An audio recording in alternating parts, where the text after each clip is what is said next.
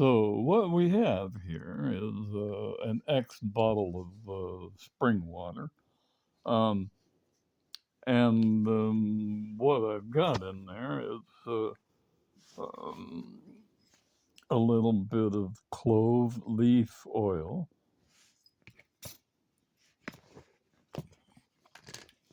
and 100% raw, unfiltered honey,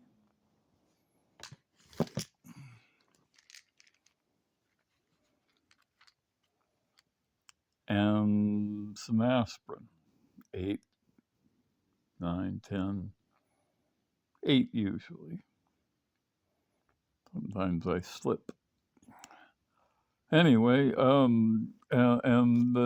is probably the most effective pain medicine I've ever had for anything, and it's good too. I don't know if you've ever had any potions like for cold medicine, that orange crap. Tastes like shit. You gotta kind of hold your nose and you know say yuck for a few minutes after you have it. This is not quite like that. It's a little bit sharp, and probably it's not one of those things that all the kids are going to be doing for fun anytime soon. But it's not bad actually. It's kind of and sometimes I put some peroxide in it when I need like an antibiotic, um, and it's kind of like sparkling. But the clove leaf oil is actually pretty tasty with the honey, and I put I put in honey up to about the first thing, but not all the way across. Just kind of most of the way. A couple of squirts, about what I put in a cup of coffee. Um, and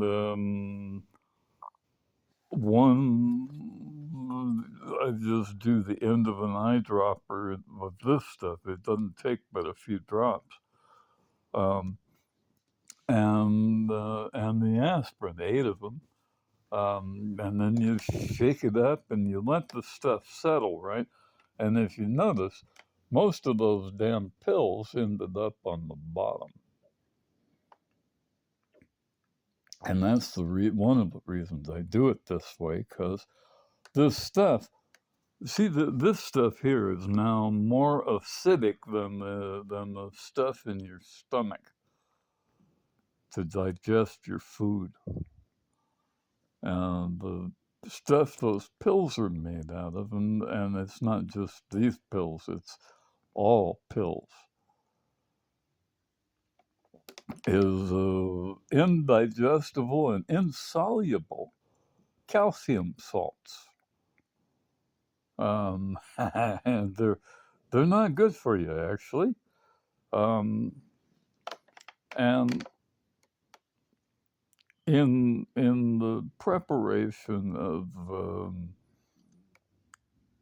the various byproducts and isotopes of uranium, in uranium mining, what we use is the alkali metals to separate the isotopes and various byproducts into different settling ponds. Okay, and so if you look at a uranium processing plant, they've got these ponds with kind of different colors of stuff in them, and it's because they have different alkali metal salts in them, and the alkali salts bind that radioactive stuff.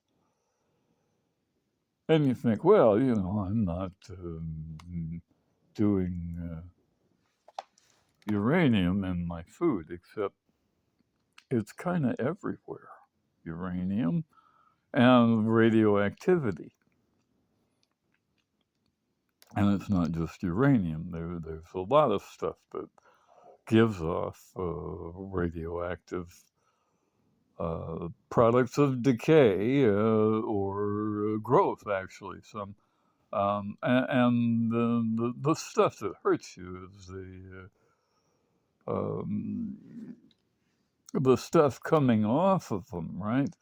Um, and it gets bound to these salts, like calcium salts, sodium salts, and potassium salts in particular. And those actually, the sodium, calcium, and potassium are some of the, well, our body uses them, but not in salts, right? Just the molecular calcium, sodium, and potassium. I think it's actually sodium, potassium, and calcium in order, and our body uses those in the bloodstream to pass signals back and forth to the brain with a magnetic field. But the salts aren't digestible, except sodium salts. And the way you can tell the difference is you put it in water. And sodium salts and disappear and go into solution, and calcium salts and potassium salts don't. So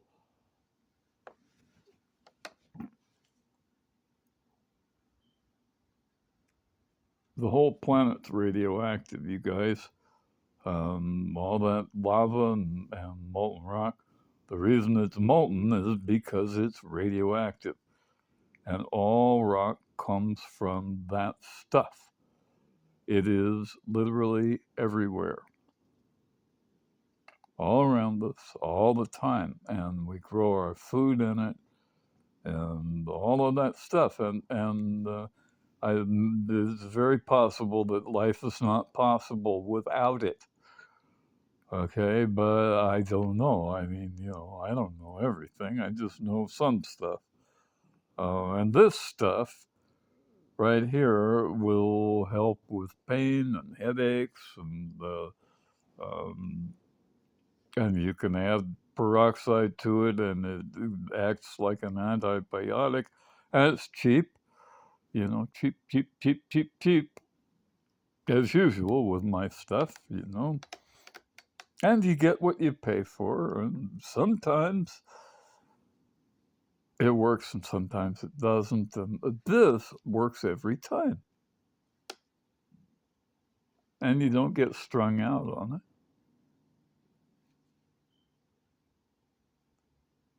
And it doesn't bind radioactive stuff. What those do in your stomach when you take a pill is they end up in your gut, binding radiation. And those polyps in our stomach, that's what they're from. They're these things. They get hot because of beta emitters and carbon-14, which is in our skin and in all of our food, is radioactive. It binds to those salts.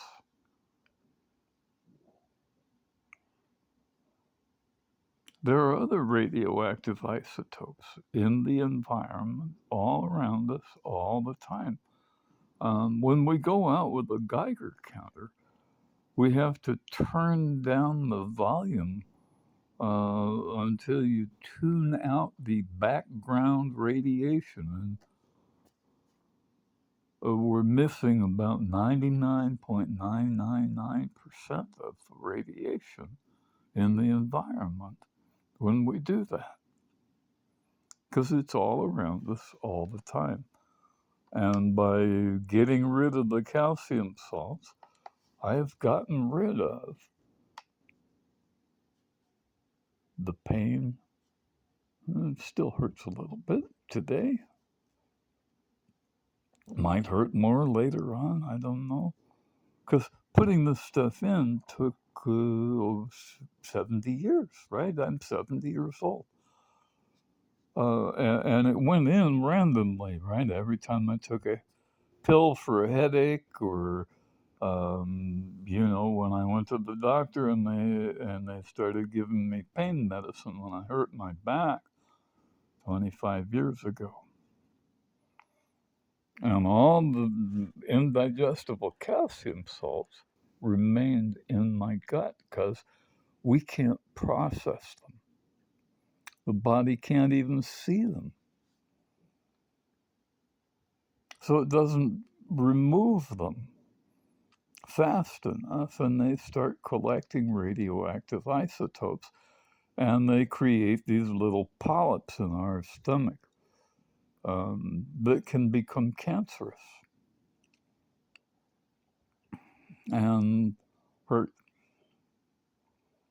And that's why I hurt so damn bad all the time. And it's been hurting for like more than 40 years.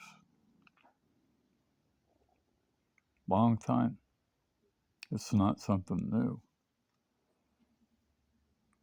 And I take this stuff now. A few slugs of this. This is a whole day's worth of passing radioactive kidney stones pain. Have you never, ever, ever felt pain that bad?